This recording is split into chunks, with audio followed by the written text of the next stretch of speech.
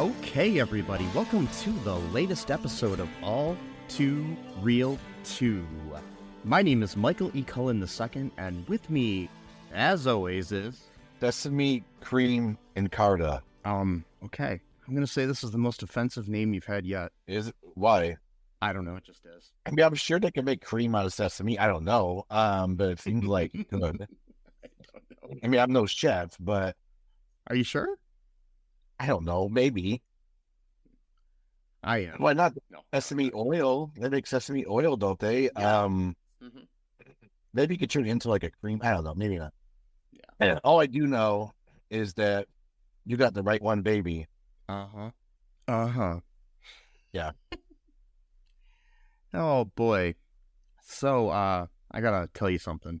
Sure. So, the other day, even though I've been sick at home with COVID, I somehow traveled to Chicago. Yeah. I joined a gang. Really? That fast? Yeah. I got right off the train or bus or plane or however I got there. Car, foot, bike, some form of transportation that took me to the magical land of Chicago. Yeah. The land where you're there for a few minutes and all of a sudden you're in a gang. Yeah, it's just part of the process. And not just any gang, like a gang that wears bandanas and fedoras and shit. Mm-hmm. That's when you know they mean business. The weird armband that you twist over your arm or a tourniquet or something or whatever. Yeah. Yep. Yeah. That's when you're in a real gang, And you doubly know you're in a real gang if they call themselves the Blades. Oh yeah, yeah. You know you're in. I mean, I was in this gang called the Blades, and then they started telling me that I needed to buy some ice skates. Yeah. And I got really confused, and then I realized I joined a hockey team and not a gang. Oh, okay. Yeah. Yeah, okay. And then you had to start delivering papers called the Blade. And you're like, what the hell? And yeah. And all of a sudden, I was in Toledo, and I don't know what the hell's going on. So this may have been a COVID dream. It could have been, or it could have been a dream from watching the greatest movie of all time, The ButterCream Gang, circa 1992, 93. I don't remember. 92, I believe. Yes. Yes, 1992. Yeah, so 1992. Good year for film. Yeah. Malcolm X, I think, came out in 1992. I think so. Yeah, Batman Returns, Lethal Weapon 3, Sister Act, Home Alone 2, Lost in New York. Great time for film. Of course, it was Lost in Chicago. He would have joined the gang, so... Yeah, that's a good thing you didn't go to Chicago. Yeah. If I've learned anything, you don't go to Chicago. Ever. Just don't. No. Especially from a small town of good Christians like Elk Ridge. We don't know what state it's in. No. They never said. Yes. So, anyways, in the past, we have covered the sequel to this cinematic masterpiece, ButterCream Gang in The Secret of Treasure Mountain or something. Is that right? Yeah. Yeah. And that was a very enjoyable, probably one of the greatest films ever made.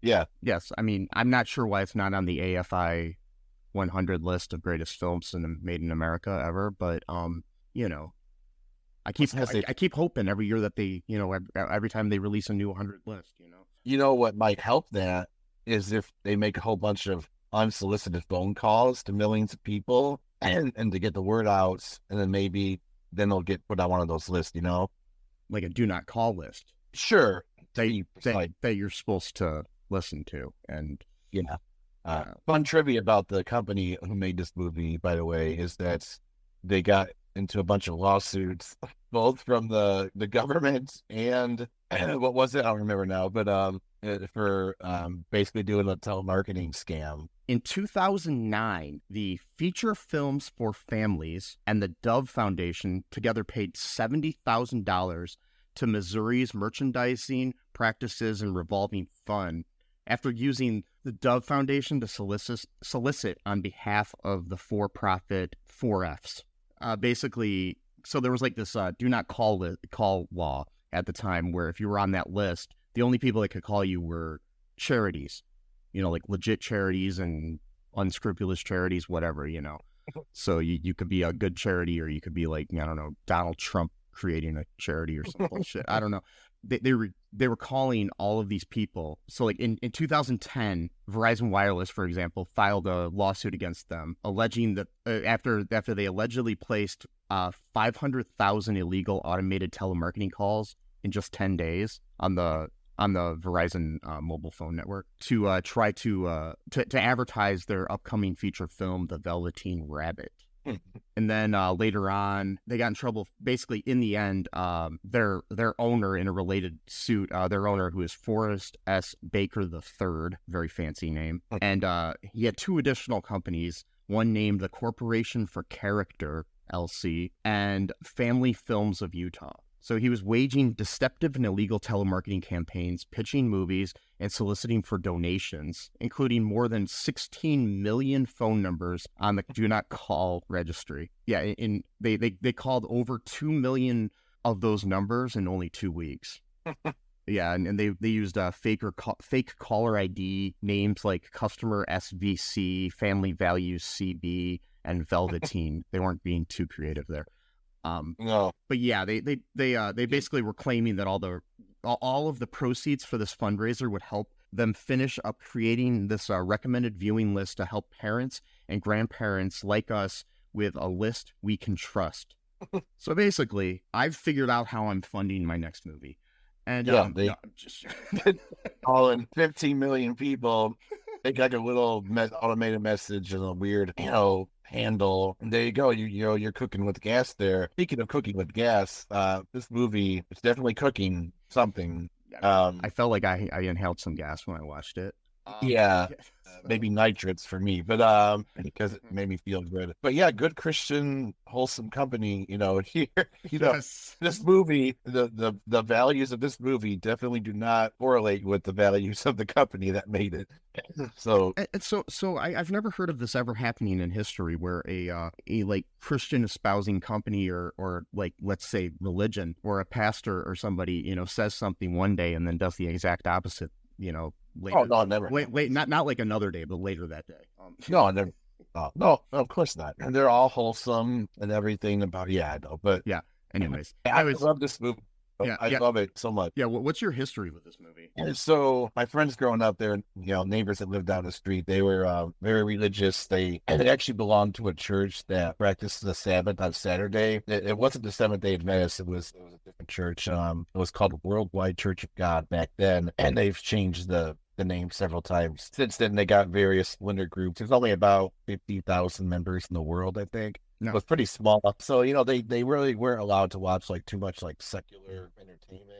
But MASH, they were, for some reason. MASH was a big thing there. That's interesting. Yeah, every day they watched MASH when they did reruns. And also Walker, Texas Ranger on Saturday nights. That was allowed. We would come over Saturday night sometimes. We would watch Walker. And it was just, but they had the ButterCream Gang. That was one of the only movies that they had on VHS. And we watched it at their house one time. I loved it. I thought it was great. And my friend didn't really like it that much. So he let me borrow it for 2 years. And I just watched it 20, 30 times from the age of 9 to maybe 12, I think. And then I kind of got, sick of it after that or whatever. So this movie has a really special place in my heart because it's kind of like the opposite for me. I was not really raised religious at all or anything like that. So that was the first quote unquote religious movie I'd ever seen that was kind of it's not really religious, but it's kind of got the underpinning, Yeah, I mean it's got a religious message without beating you over the head with it, but beating you over the head with the message, but not necessarily the religious part of it. Yeah, exactly. Yeah. I mean, I understand that. I mean, there was a lot of people, like, especially like Christian people, because there was like some kind of like organizations and stuff that would like, they would link up with like churches and other places I've read online where they would, the 4Fs. And they had some kind of like almost like a Columbia House sort of thing with them where you would join and they would send you like a religious movie or a good-hearted movie on there that they released like every so often. Like if you paid for it was some kind of like subscription thing. I don't know if they had like the whole like, spend a penny and you get like a bunch of movies and then you have to buy like 5 later, but it was some kind of subscription thing early on. And a lot of churches and schools would like sign up for that thing and then do that. And I was reading one thing where this guy was talking about the movie and he said that they had copies of it. They sent it home over the weekend with the kids with a like a booklet or something, trying to convince their parents to buy the movie and join this club. Yeah. But if you didn't buy the movie, you had to return the VHS or whatever. So, of course, yeah. Wow. I mean, this is the time. I mean, I'm sure they do similar things now because they have like those stupid candy bars that they sell all the time and stuff. But, this is the time when you'd have these. We had these things called kits, which were like a big, like cardboard suitcase looking thing that you opened up and it's got like samples of all these different things that were like, pencil toppers and keychains and bullshit like that you had to go door to door and try to sell. Yeah. Oh, Good times. Making kids capitalists early on to raise money for your school, especially when you went because I went to a private school, so that's why. But yeah. Yeah. I guess the tuition that they were paying wasn't enough. Anyway, so this movie, what happens in this movie? Okay, so what happens in this movie is probably the most harrowing morality tale in any movie in history so far. And it's a stark reminder of the dichotomy of man. Okay, so there's this character named Pete. His name is Pete Turner. He is the oldest member of a gang called the ButterCream Gang, and which the members of which are called buttercreamers and or creamers. I used to belong to a gang when I was a kid. We were called the Strawberry Jammers. Yeah, so Strawberry Jam Gang. I mean, and then we used to that's good. We called ourselves Jammers. So. Yeah. And then you got in trouble because they thought you were like jamming like signals and stuff like that. Well, that would kind of make sense with the whole thing with the 4Fs here. But yeah.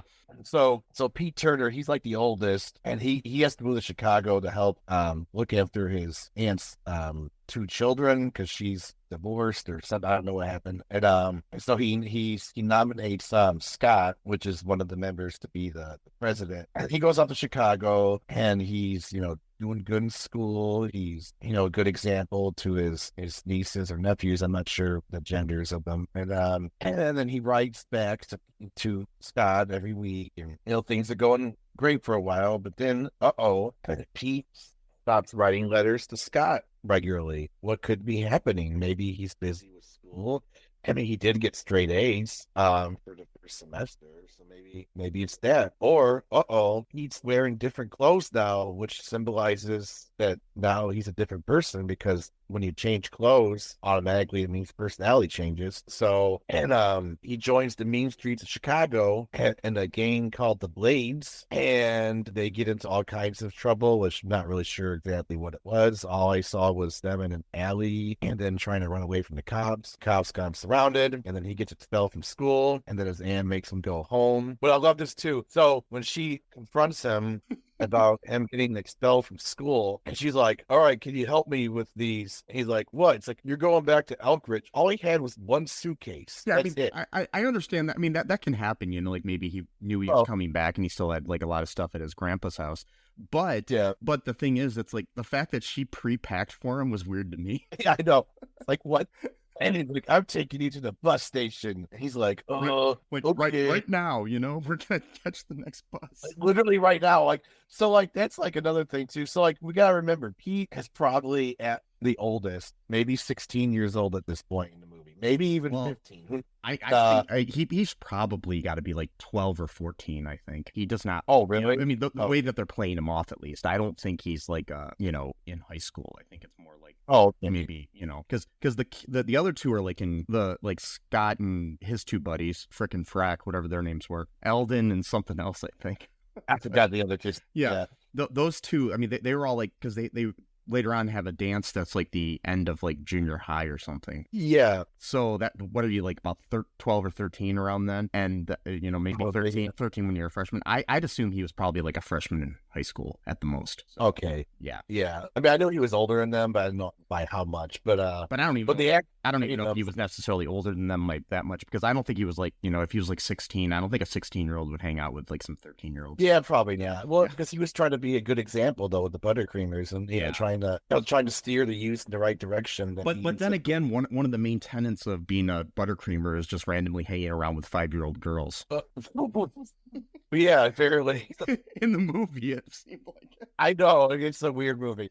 And so Pete, he's got to go home, with his tail in between his legs, and he's all sad and shit, kind of, but then he's still like defiant and arrogant. And so, and he's dressed up with this new gang uniform, I guess, I don't know. And then, it just so happens to be right before Pete returns home, one of Scout's classmates, Margaret, happens to be doing a paper, an extra credit paper, mind you, about Chicago gangs. Wow. Isn't that so coincidental? And of all cities, like, the only gang she's talking about is Chicago gangs. Like Chicago gangs, not New York or LA. Maybe Elk Ridge is in Illinois or something. And they never said.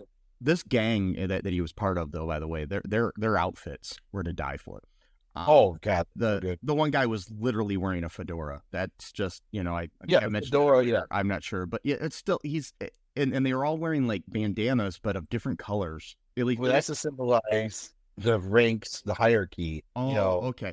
I don't know, because like most of them are wearing white, but Pete was wearing a red one. So I'm just like, but usually like the different colors don't get along from what I remember being a kid. But then again, that was all I think right around this time, like in the early 90s when I was in high school. I was just about in high school, or I was probably around the same age as these kids, maybe a little older. They they used to do things like in the schools of my friends, at least, and for us too, on days when we could wear like regular clothing, because we had to wear a uniform most of the time. You couldn't wear certain colors to school. Wow. Because they thought, they might represent a gang. Right. It was so lame. Like, it's like, we're at a fucking Catholic school. How many of us do you think? I mean, obviously probably some were in gangs. I don't know, but it was just so weird. Yeah. Oh boy.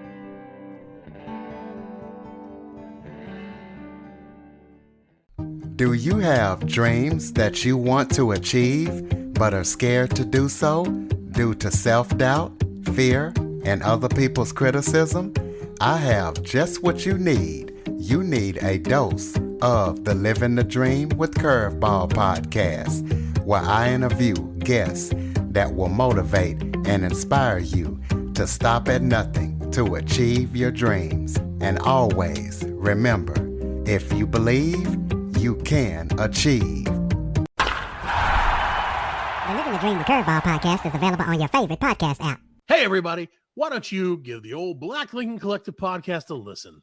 We're funny, we're fat, and we're here 24/7 at blcpodcast.com. Anytime you want to listen, anywhere, all your favorite podcast apps. Of course, we have a YouTube channel where you can stream live with the show. Check out our shorts. We're funnier the less you hear of us. That's been a Black Lincoln Collective podcast at blcpodcast.com.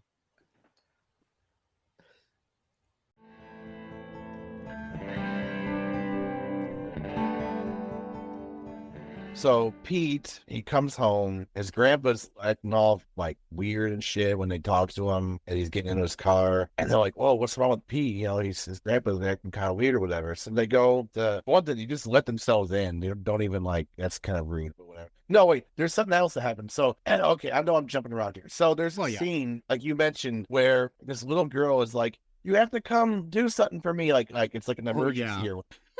And then it's just SWAT Eldon or whatever his name is to like jump rope and then do this thing called the earthquake. And because he's like a bigger kid, yeah. So like earthquake is then he just falls on the ground and everyone else falls down because it's an earthquake. And that was the huge emergency. And then there's a second emergency shortly thereafter, where I think it was the same girl comes up. They're at baseball practice, mind you. Yeah. And she like, Widow Jenkins fell. Okay, so here's my thing. So she goes, Widow Jenkins fell again. So this is something that's happened multiple occasions. Uh-huh. And then she must have known and then ran all the way from the house to the baseball field instead of calling the police. Yeah, exactly. I have a note here from when I was watching it, and I said, Yeah. Was there no one any closer to help the widow Jenkins, like the fire department or the cops? I'm convinced, though, in this town, there is no law enforcement at all. I don't think there is, because everything that's going on in this movie, there's no consequences to the actions of Pete at all throughout this entire film. And they get on their bikes to drive to Widow Jenkins' house, and it's got to be like a mile away. Yeah. And also, too, the baseball coach is also the local pastor of the church. And what's hilarious is that they're like, we're not done with practice, boys. And they go, sorry, coach, we have more important things to do. Mind you, the pastor / coach is currently wearing his collar still. Mm-hmm. And he goes, what's more important than baseball? Dude, you're a pastor at a church. Like, what the fuck, dude? Well, didn't you know that in America it goes baseball, then God? Come on. I guess so. Or maybe God is a baseball, or baseball is God. I don't know. So they go, they ride their bikes to the Widow Jenkins' house. Mind you, we don't know this woman's name. We just know her as Widow Jenkins. Okay. I think it's hilarious. Like, you got to remind this woman every time you talk about her that her husband died. Exactly. It's like, what the fuck? And then they like this really long scene that was just way too long, where they're like trying to get in the house. They gotta like pull up a rope and climb up to the balcony. All this weird shit. And then they finally help her up. And then she thanks them. And then she asks, like, hey, is there anything else we can help you out with? And she's like, yeah, can you buy some groceries for me? I'm like, sure. So my theory, my theory on this, if you don't mind me saying, is that I think she fell just so she could get the kids to go get her groceries. That could have been true, yeah. But my feeling about this whole thing before that is, why didn't they break a window on the first floor? They had to go all the way up to the second floor to get into the building. I don't know. If you see a woman laying on the ground and you don't know if she's breathing or what, just break a fucking window and get in. People will understand.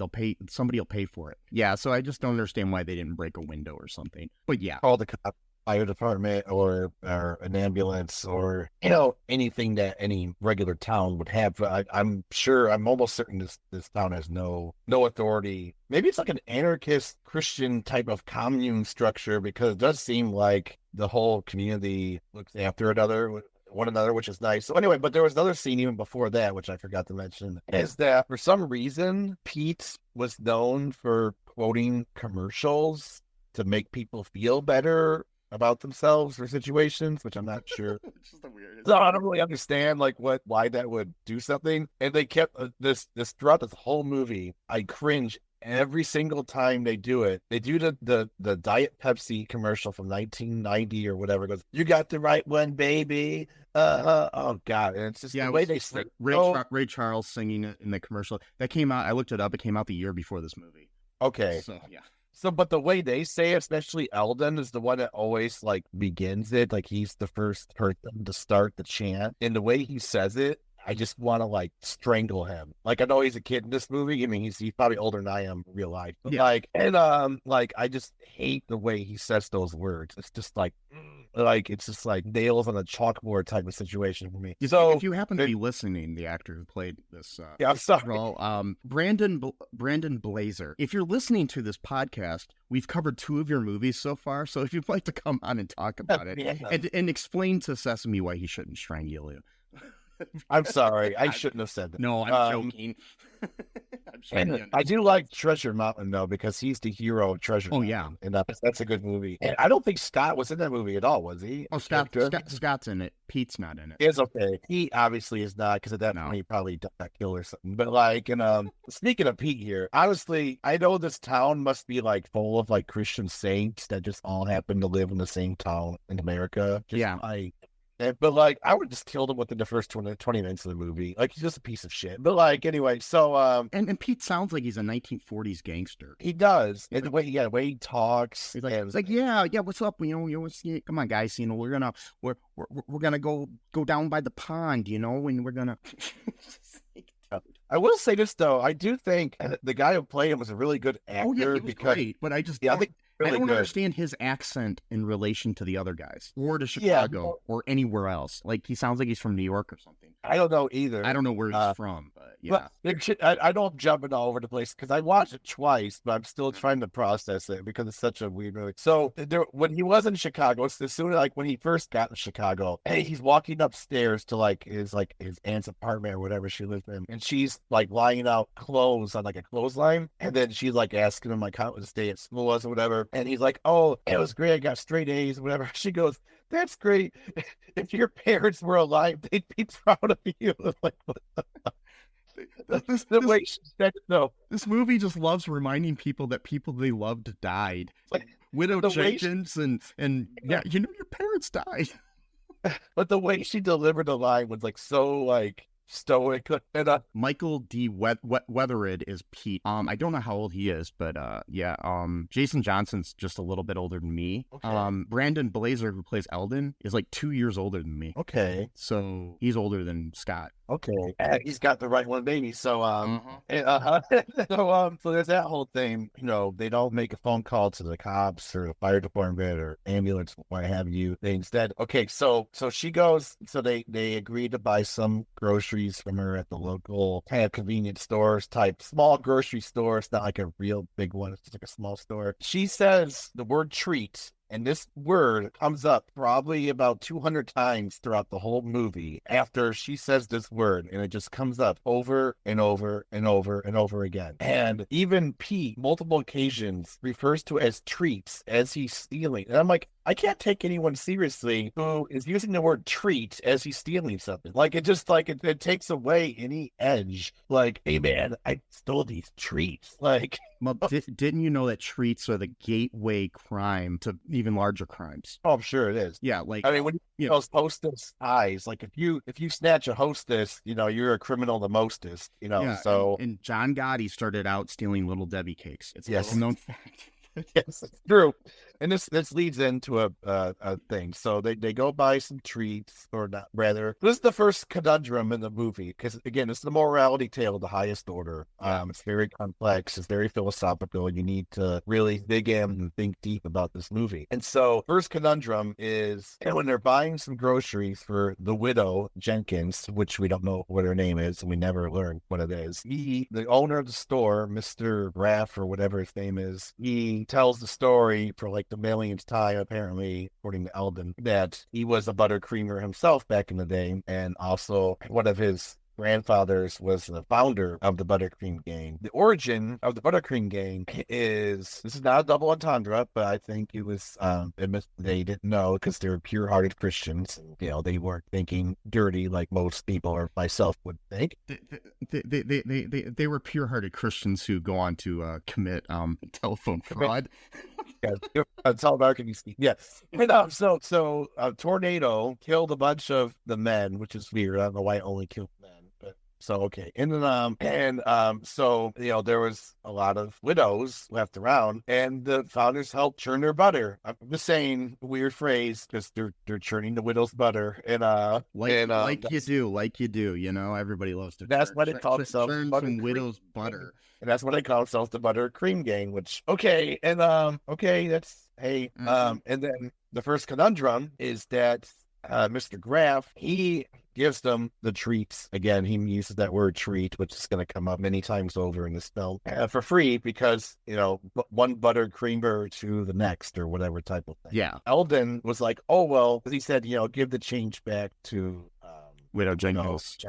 Yeah. And Eldon's like, well, why don't we just spend the money that she gave us on extra treats? I'm like, you know, that's a capitalist, you know, kind of mindset, you know. And you're like, no, we shouldn't do that. I'm like, okay, so well, that's I think they were slightly playing up because he's a little bit heavier than the other kids. That was the thing they kept. Yeah, they kept. I mean, this was the stereotypical thing. Like you had Jerry O'Connell's character in Stand By Me around the time, and you had the, you know, heavier kid in like Ham and Sandlot and stuff like that. You know, it's just that's the sort of thing you did. You know. Yeah, I mean, because he talked about stuff like I've had enough exercise for one day or whatever type of thing. You know, and so they go and try to find Pete. They just pretty much just break into his house without asking, you know, or anything like that. And then they find Pete. By the way, there's some great cinematography in this film. So like they're like going in, and you can see the camera just slowly moving, and you finally see Pete, and he's like decked out in his game clothes or whatever. And then with a Pepsi, with a Pepsi in his hand, and yeah, he's got peanut butter that looks like he's just sitting there for no apparent reason. He's not even eating it. He's got some bread just there too. And then they're like, "Hey, wow, you look different or whatever." He's like, "Yeah, you like the new threads? Pretty cool, right?" And Scott's like, "Yeah, you look different." He's like, "Yeah, so do you. It's all right though." So that's the first part right there of the rift between Scott and Pete begins at this very moment, right at the reunion. Is that Scott notices that Pete looks different because he's wearing different type clothes, which symbolizes that he's a different kind of person, because that's how that reality. And then this rift gets bigger and bigger and bigger throughout the whole film, culminating at the end when they end up killing each other in a battle royale. Yeah, it was like Gladiator. It was just great. Yeah. So Pete keeps evading their questions, like, what's going on? Are you okay or whatever? And he's like, "I'm hungry. You hungry? Let's go get some treats. I'm buying." I'm like, God damn, the word treat just keeps showing up. And then it's just like, I'm like, why do they keep focusing on this word treat so many times? And I mean, like literally like 100 to 200 times throughout the goddamn film. It just keeps coming up. And then it's like buy a fucking thesaurus, somebody. And then so Pete is like leading them to the Mr. Graff. Okay, so this is like I'm like ADHD mind today, like for some reason. So for years it seems that Mr. Graff is not the kind-hearted person that he portrays himself as, but instead had utilized what I'm assuming is free child labor from Pete for a period of years. It seems like no pay. No, nothing. Well, and they never say that he didn't get paid. Well, later on, though, he does say something about all the help I did and get anything for it. So that could just mean like, oh, on top of my work, I sometimes would do extra work or something.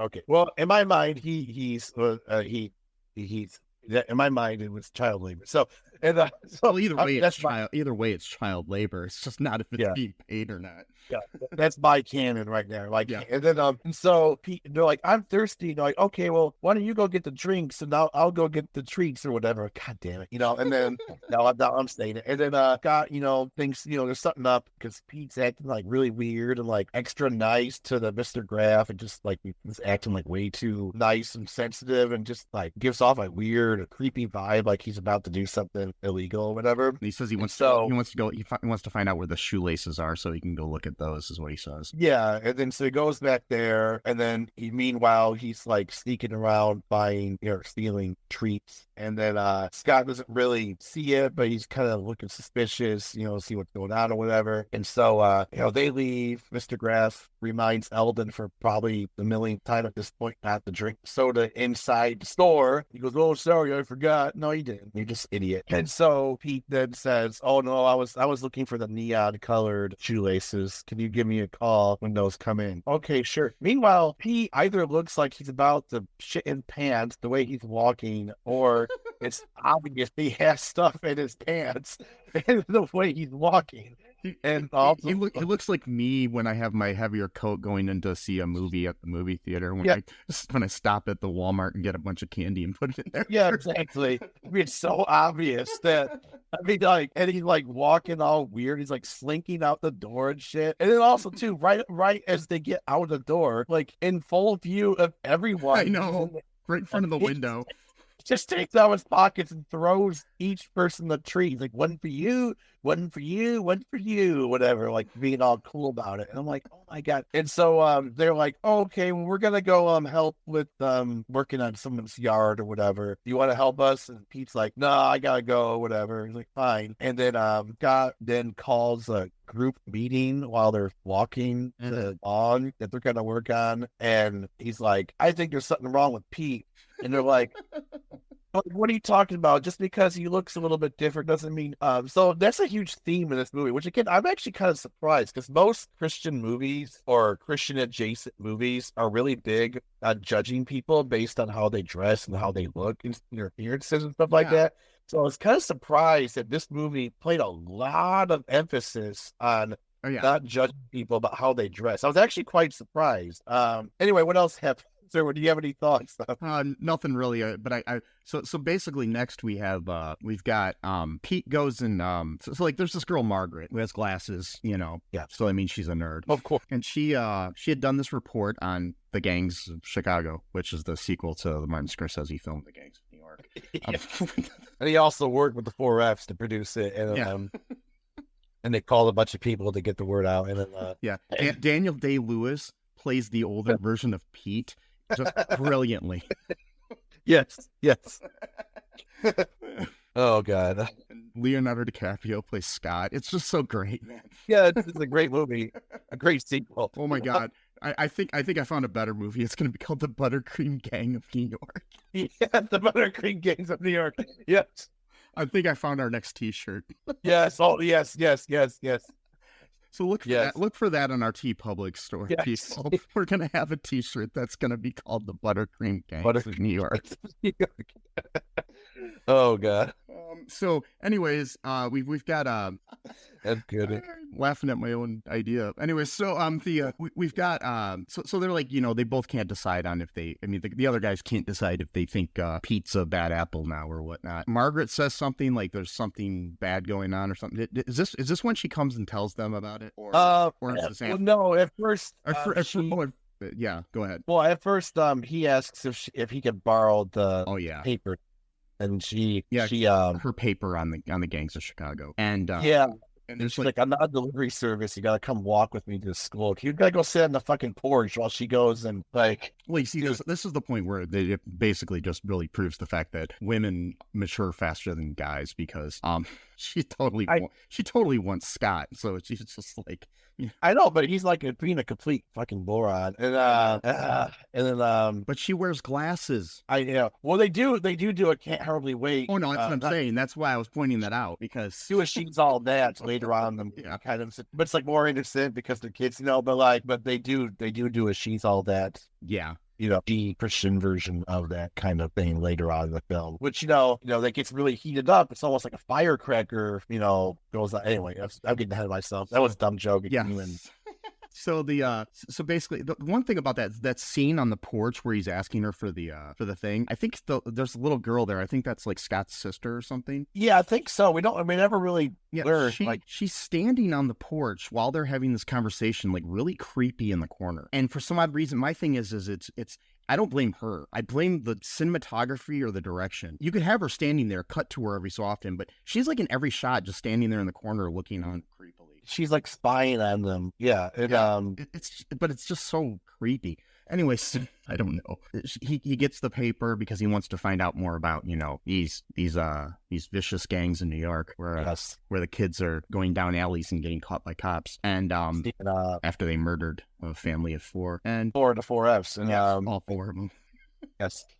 They murdered the family films the feature films for families, all 4 Fs. 3 a.m. I was doing solicitations and like, God damn it, quit calling me. So he gets this paper. He gets home after talking to Margaret, talks to his dad about the treats or whatever, and Scott's dad advises him to return the treats and tell Graff what happened, but also confront Pete before making any accusations about stealing the treats. Yeah, the treats. Treats, yeah. Good old Pete's Treats. Yes, that's the ButterCream Gang Part 3, Pete's Treats. Boy. So we've got that happening, and so he ends up going into his room, and Pete's hanging out on his bed. How'd he get there? No one knows. And I don't know. Maybe he wants to offer Scott some treats. Oh wait, sorry. So he thanks Scott for not turning him in to Graff and promises to apologize and pay for the treats. Yeah, he tries to say that he acquired these bad habits from his gang in Chicago. I almost said New York again. Gangs of New York, yeah. Yes. ButterCream Gangs of New York. So, but while he's talking to Pete, his little sister overhears the whole thing. And so instead of going to an adult, she goes to Margaret. Yeah. Because again, I think this town is run by children. I think so. There's no adult supervision. There's no police, apparently. It's just like the adults just let the children, I guess, learn the hard way. I don't know. And then We find out in a deleted scene that the mayor is just some 12-year-old kid. I'm telling you, I think this is a proto-anarcho-Christian type of society where there's the law of the Bible, but not the real law, but like the Bible teachings are the law, but no one enforces the law. You only enforce it on your own self, So I'm pretty sure that's what this town is. Yes, and it's run by 12-year-olds. Yes, and random 5-year-olds. So this little girl goes to Margaret instead of to the parents or the police or anybody else, or to Mr. Graff or anybody about the situation. Basically, what Margaret tells this little girl to do is to literally stalk a gang member. After writing this expose on the gangs of Chicago, she's like, yeah, go stalk this one and see what he's up to. Nothing bad could happen if he finds you stalking him. No. It's not like he's gonna kill you or something. But anyways, I mean, we don't know, because Scott's dad even said to Scott when they're outside on the porch, and then his sister was eavesdropping this whole time. And right before they go and eat dinner, he tells Scott, he goes, real gangs are real dangerous. So if you think he was in one, then you need to be careful. And so it's like, yeah, send his 5-year-old to spy and report back on what the activities are of Pete's new gang. I hear that's how we won World War II. Yes. It was 5-year-old spies. It's like Spy Kids for real, and Spy Kids Nuremberg edition or something. Yeah. God. Then we basically have she goes off to stalk him. Basically we have she assembles her friends to do it, so it's not just her, mind you. True. Yeah. There are several little Muppet baby spies or something, or whatever you want to call them. And several children that are being endangered, so it's not just one. So that's good. And that makes it better. Yeah, I guess so. And it's like when there's wars and there's more death, it doesn't matter as much to people somehow. Yeah, exactly. Well, I guess that makes sense. Yeah. Yeah. Mm-hmm. Anyway, yep. So we have this great montage following that. Yes. And with Pete and his new gang. There's some random other bullies from school that he becomes a gang member with. He recruited them. He's like a capitalist dude. Like he saw them and saw like what they were capable of. He immediately went up to them and he started teaching them gang stuff. Apparently, what to do if you're in a gang, I guess. Like, I don't know what, whatever. And then, he saw potential in him. Yeah, definitely. Yeah. I mean, obviously, he probably saw potential in Scott and Lanny and Eldon before, because, he was the leader of the ButterCreamers. And, he was the head ButterCreamer. Oh, yeah. And basically, the funny thing, too, about the ButterCreamers thing, too, is like there's the montage and the little friends of the little sister and everything and Margaret, she calls them the ButterCreamettes. Yeah, that's so creative. Yeah.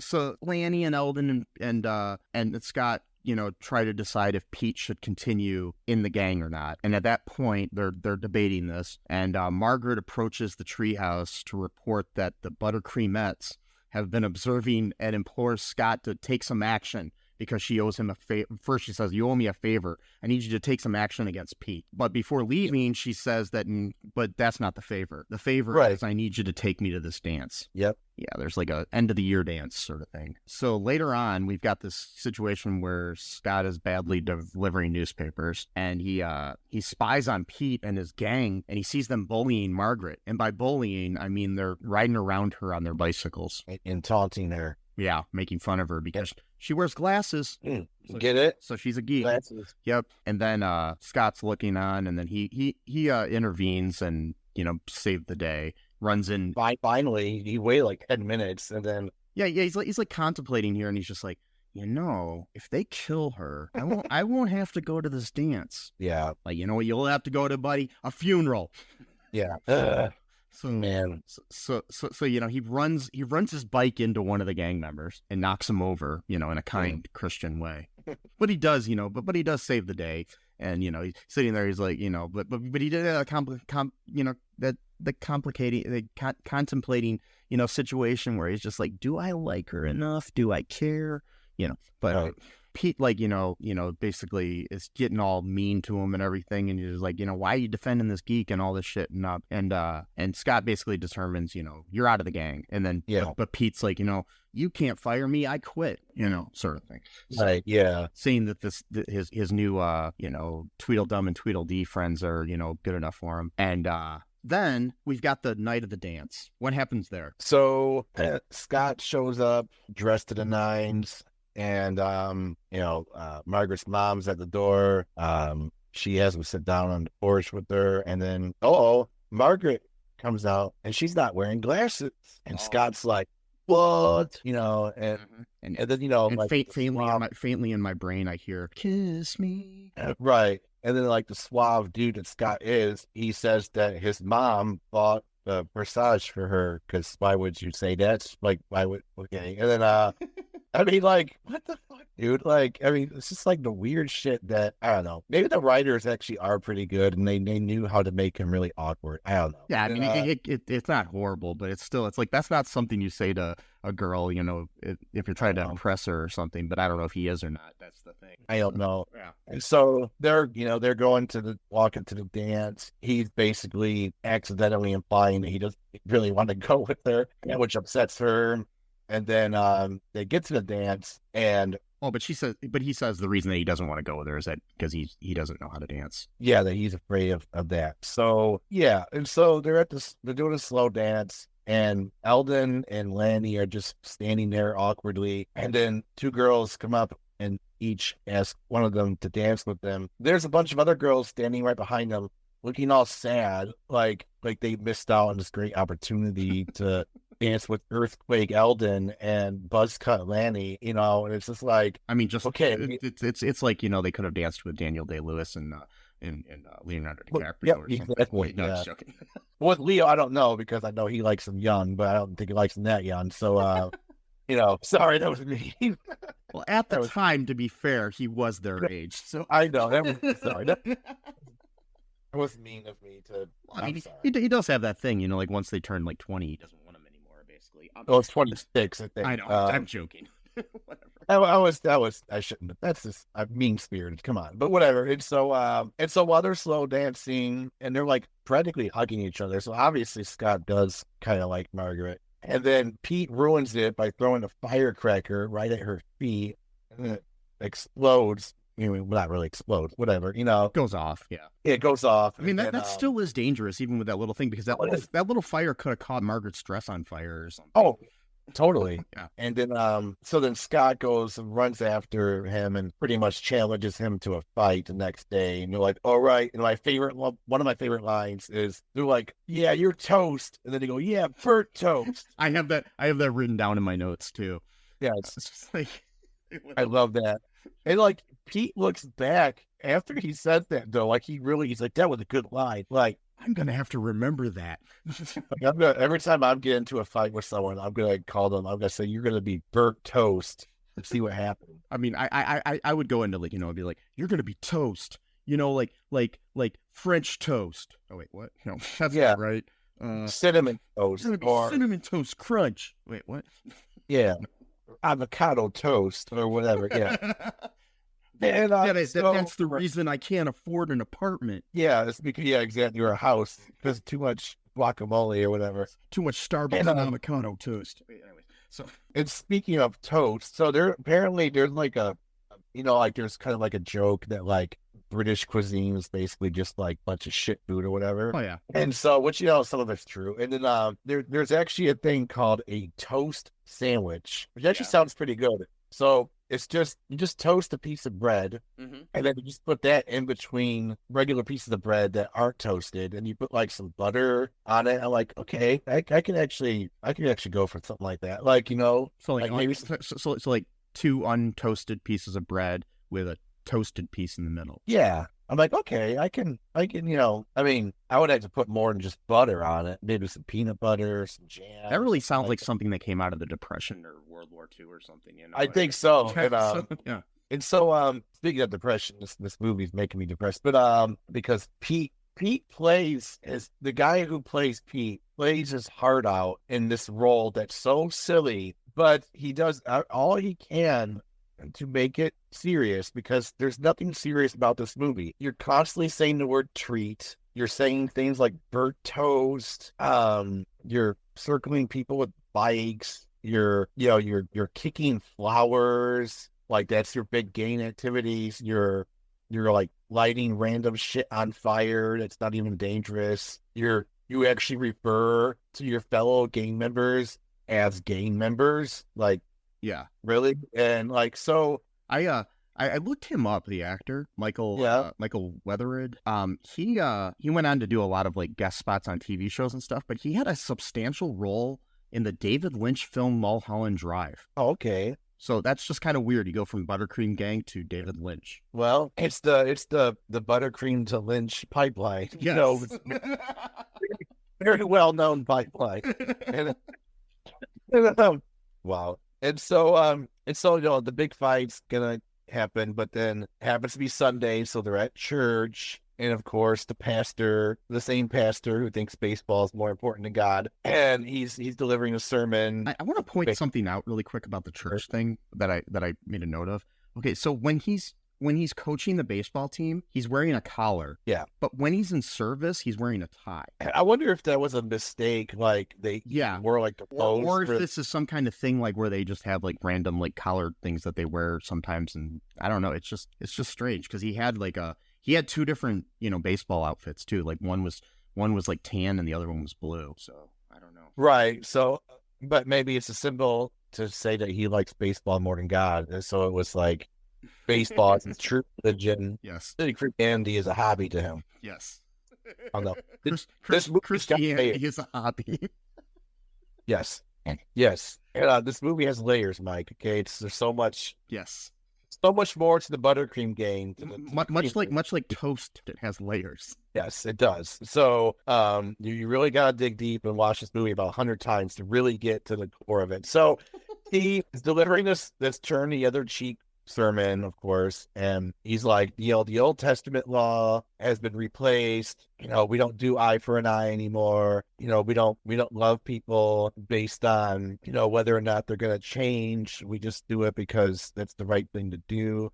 That was the other thing too. So like there's this big plot in the movie, or this big message of the movie that's basically about like not trying to manipulate people into changing. Like, because Scott throughout this whole movie, he's trying to be nice to Pete. He's trying to do nice things for Pete, but he's doing it with the expectation that he's going to change. And Pete understands this, so it makes him like resent Scott even more because he knows that's what he's doing, and that he's not really doing it. And so like Pete, is going through, some stuff here because he doesn't really like the person that he's become. And so like he'll like go back and forth, where like he'll kind of like go back to his old self for like a few minutes, and then he'll like realize what's happening, and then he'll quit, and go back to his new path or whatever. And then they get into this huge argument because after the sermon, Scott decides that they don't want to fight the new gang or whatever. So they do like a white flag of surrender or whatever, and then they ask Pete to meet Scott alone by the river or the creek or whatever. And so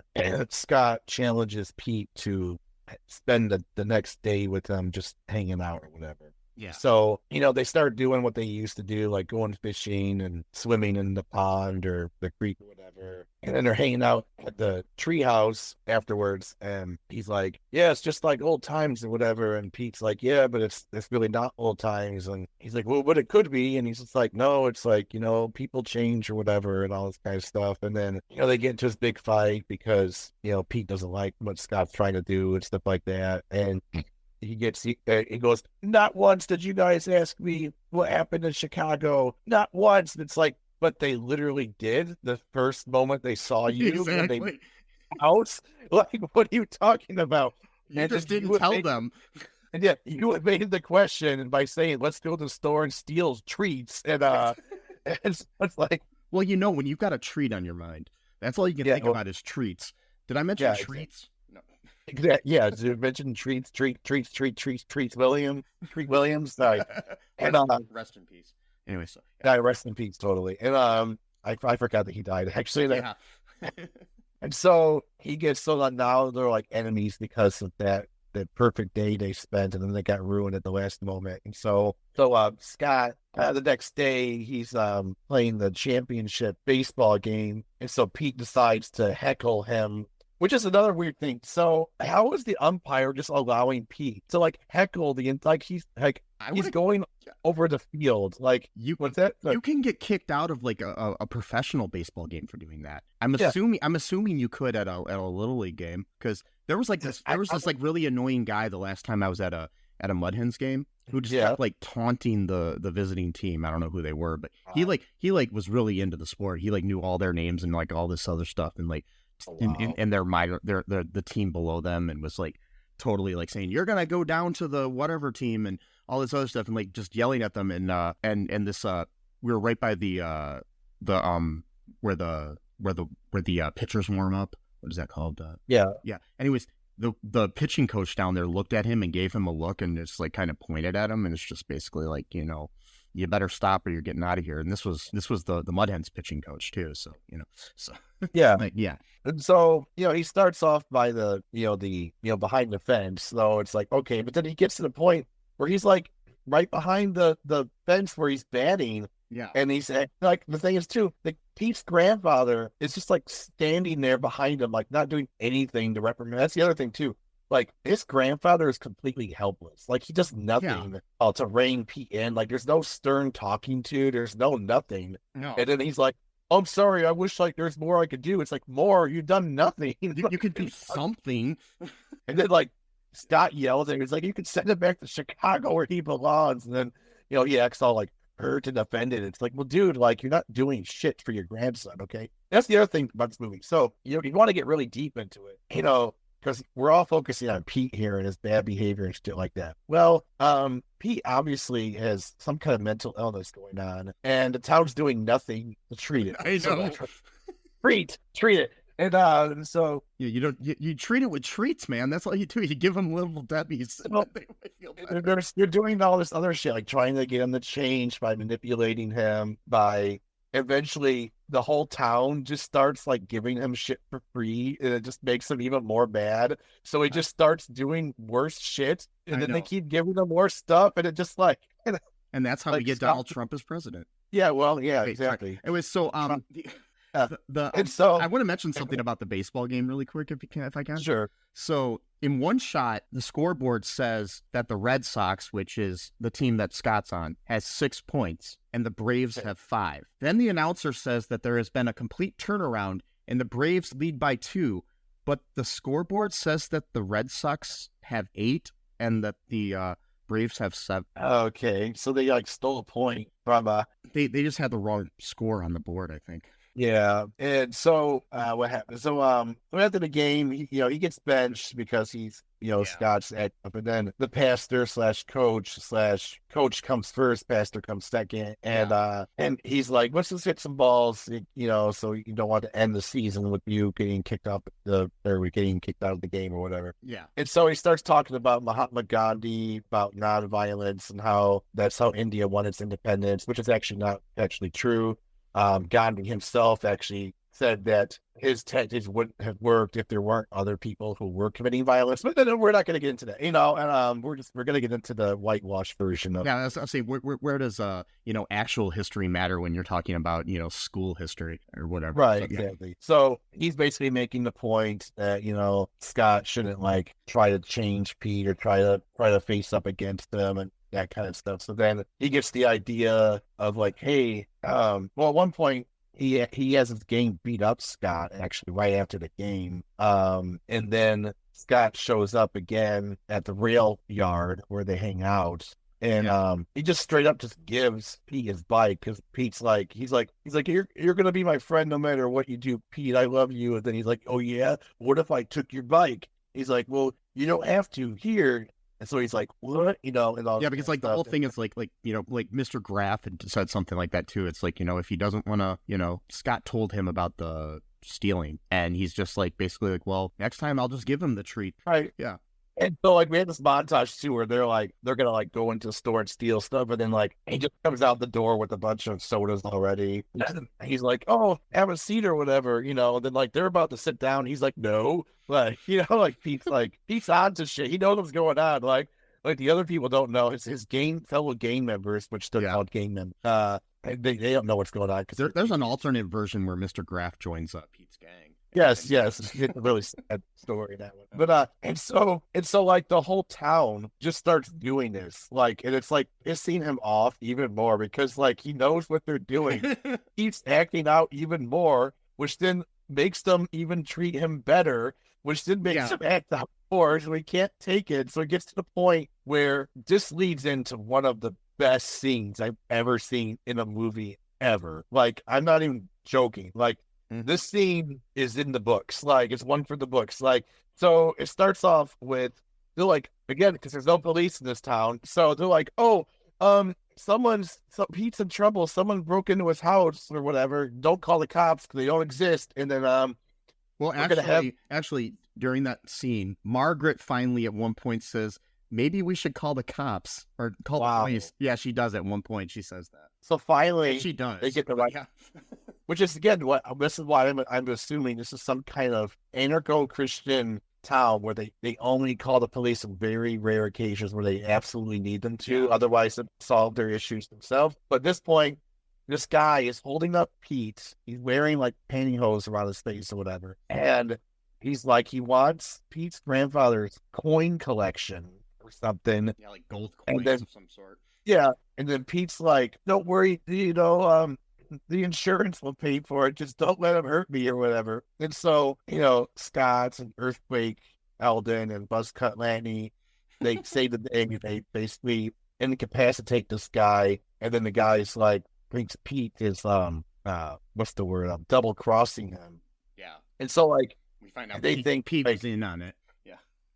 Yeah, so they think like Pete's gonna finally be glad because they saved them, but he's even more pissed off because they ruined his trick or whatever. So then he goes and just bolts out of there, just runs as fast as he can, again with the camera work. So he like walks into the store and his camera just goes straight into the face of the owner of the store, Mr. Graff, and then like proceeds into the best scene I've ever seen in the movie where he's like, "Give me all your money, old man," and the guy's like, okay, here you go.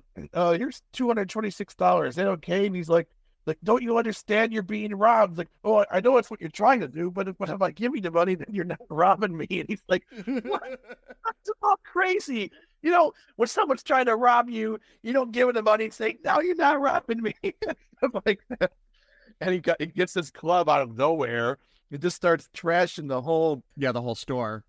He starts trashing the whole store, and Scott shows up and he's like, what are you doing, Pete? And he's like, shut up! I'll hit you right over the head with this or whatever. And he ends up like knocking something down real hard off the shelf. And then he's like, you're my friend, Pete. I'll love you no matter what you do. And he's like, no, I want you to hate me. Why? Because I hate myself.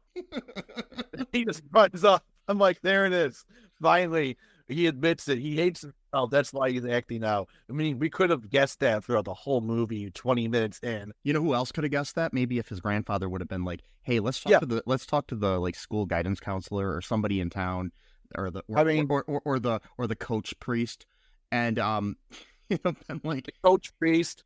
Yeah, there's probably at least a couple of therapists in town. Yeah, not outside of town. You could find maybe a psychiatrist.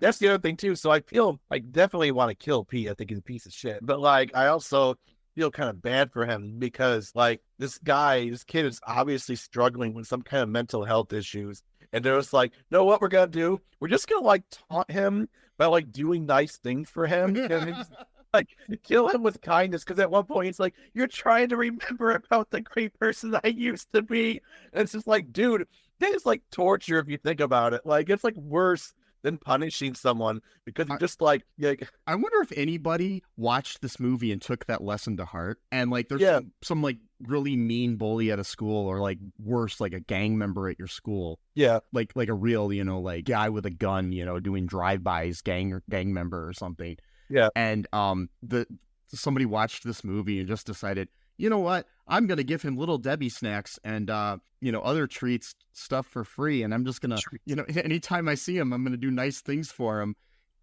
I don't know if that worked out as well, for them. He might get shot. Yeah, exactly. I don't know. But it might work. But the thing is, so you got to understand the psychological damage this entire town is doing to Pete. It's one thing if it's one person. You got an entire town unite with a united front, and they're all doing this in tandem with each other. It's going to make you lose your mind. Exactly. That's like psychological torture that they're doing to this poor kid.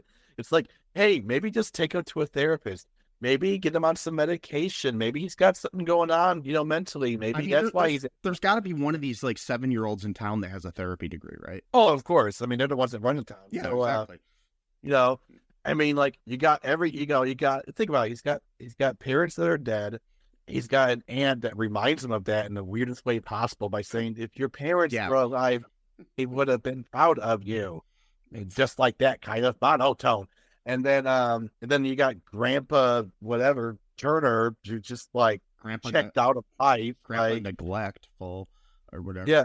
Doesn't talk to Pete, apparently doesn't have any boundaries, doesn't have any rules, just lets him do whatever. And that's the other thing too. And so how many laws has Pete broken in this movie that has no one that's never gone punished? Like the firecracker thing, that could be a thing right there. Beating someone up, that's physical assault. Stealing, but that's the other thing too. There's this montage too where it's the dichotomy of man thing going on. So with Pete and his gang members that he calls gang members, they're stealing tomatoes, green tomatoes from a vineyard or whatever.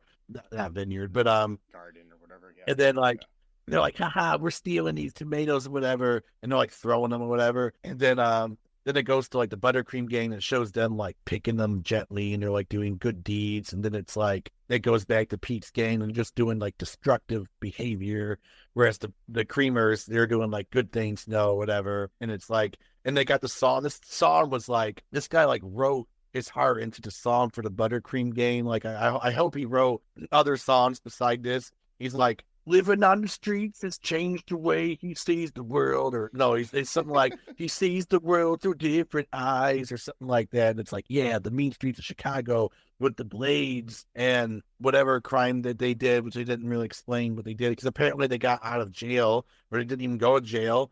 They got arrested and nothing happened to them. There are 3 songs listed in the soundtrack on the Internet Movie Database. Okay. One's called Dreams of a Better Day. Yes, that's the one. Music and lyrics by Kurt Bester, performed by Judd Marr.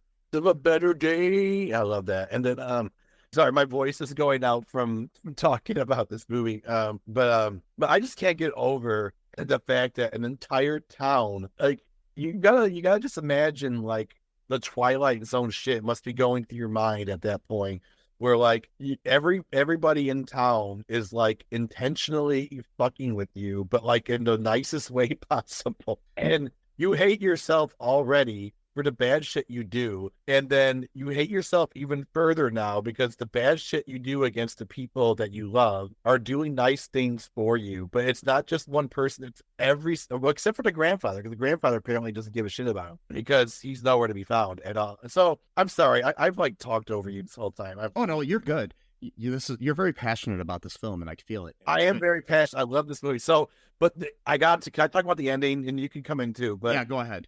Ending. I have many questions and many comments about the ending. Yes. So the ending is one of the worst cliffhangers I've ever seen.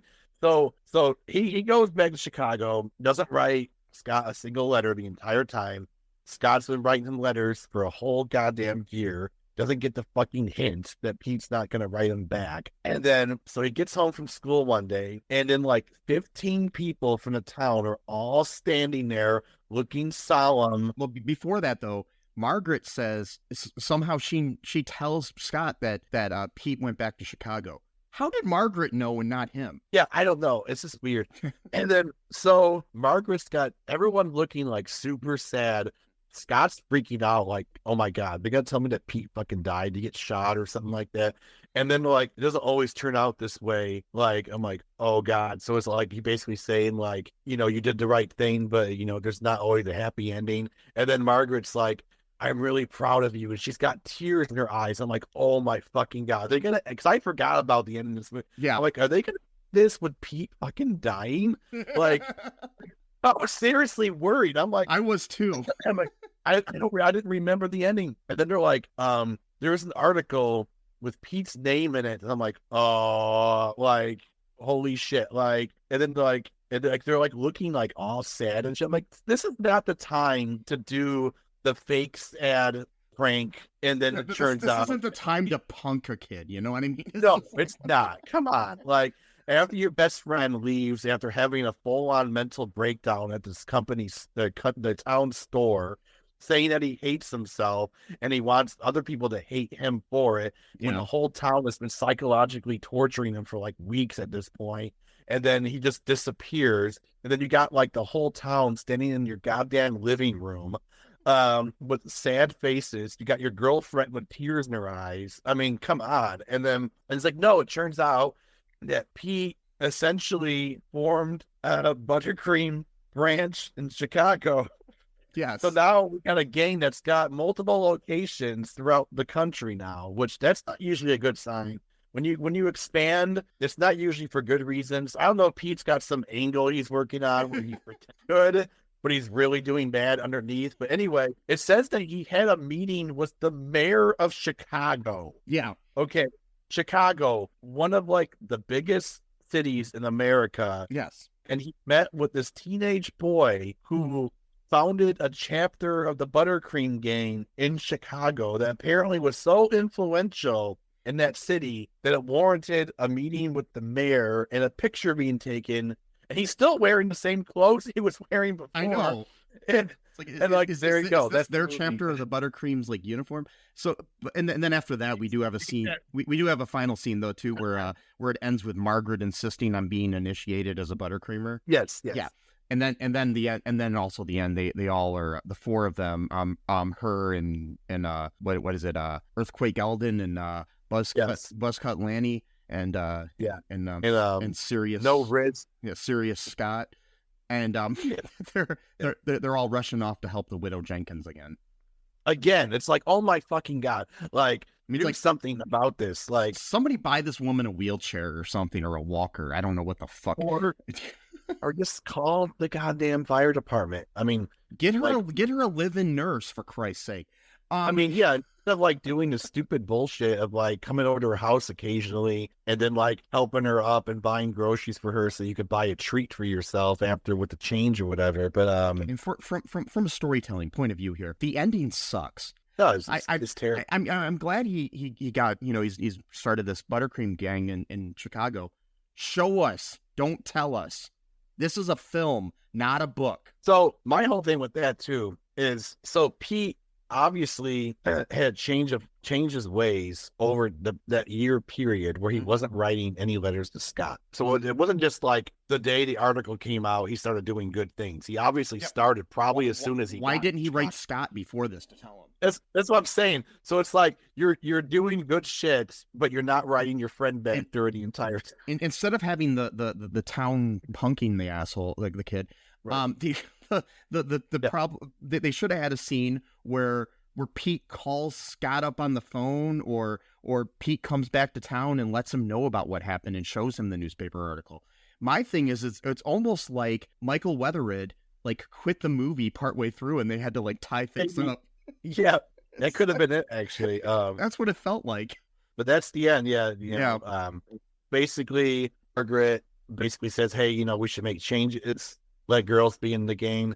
And then she kisses Scott on the cheek to basically hey, I kissed you on the cheek, therefore now you got to listen to me type of thing or whatever. I don't know. And then, yes. Puppy love, stuff like that. And yeah, Miss Jenkins apparently is just falling over. That's the other thing too, it reminded me. So I can't get over the weird thing about quoting commercials. That's the other thing too.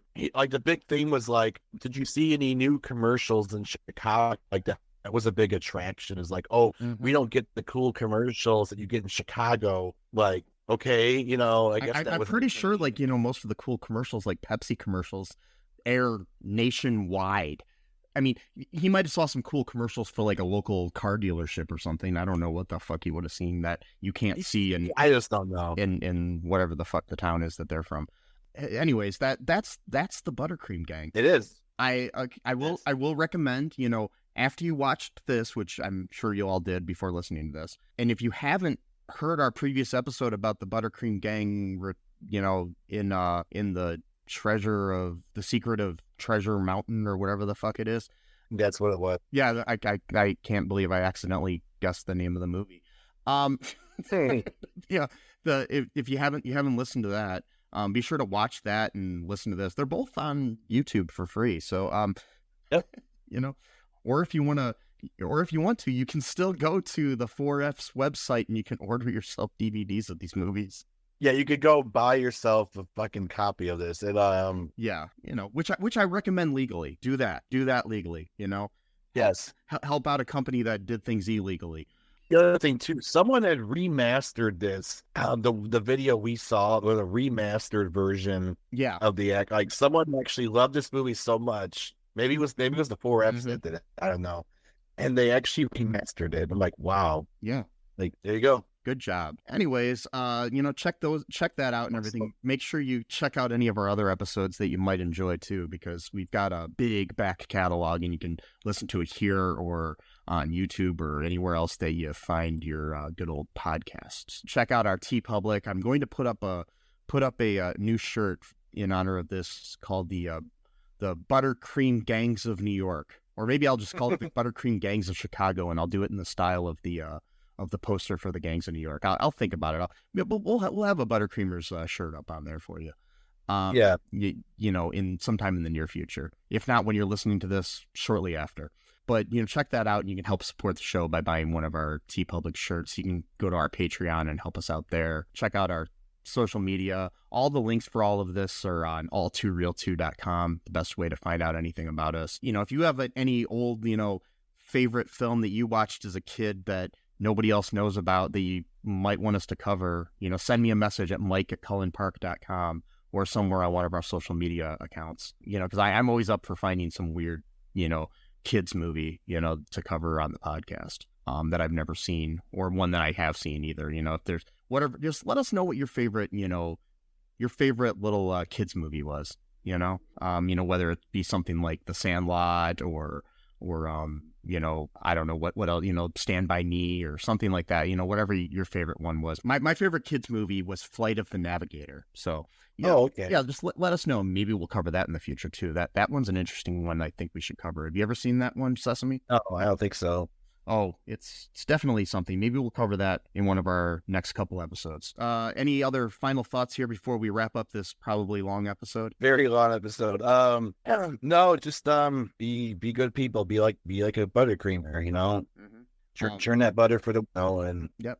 I will tell you that this whole experience doing this episode has been a treat. Yes.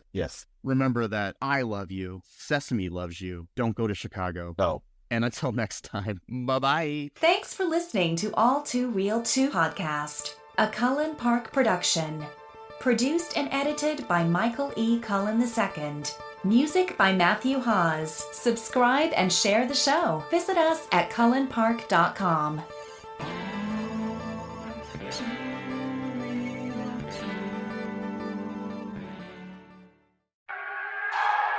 Oh my God!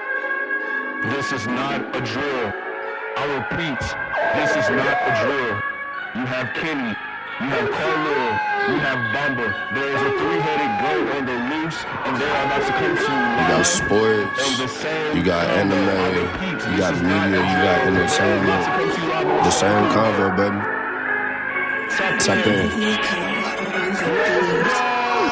Okay, now it's time to conversate. Same convo on your airwaves. Bamba came to entertain and Kenny talking anime. Carla coming with the sports, they changing lives in major ways. You was tweaking out if TAC ain't on your playlist. If you come and listen, then you listen to the best. They not worried about the others, cause they better than the rest. Kenny Carla bomb, but they put the others to the test. New episode flow, now tap in to see what is next. This is The Same Convo, the podcast where we talk everything sports, anime, media, and entertainment. New episodes posted every Friday and Saturday on all available platforms. Make sure you tune in, subscribe, and come have a convo with us.